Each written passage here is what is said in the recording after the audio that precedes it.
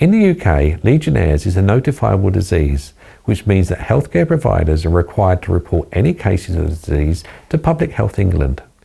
According to the figures from Public Health England, there were 33 deaths from Legionnaires disease in the UK in 2019. This is an increase from the 29 deaths reported in 2018. The mortality rate for Legionnaires disease in the UK is relatively low, with a mortality rate of around 6% among reported cases. However, it's important to note that Legionnaires disease can be a severe and potentially fatal disease, particularly in people with underlying health conditions or a weakened immune system.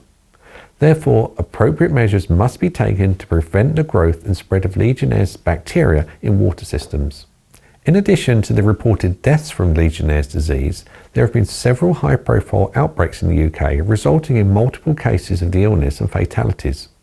For example, in 2002, an outbreak of Legionnaires disease in Barrow-in-Furness resulted in 7 deaths and 172 cases of the illness.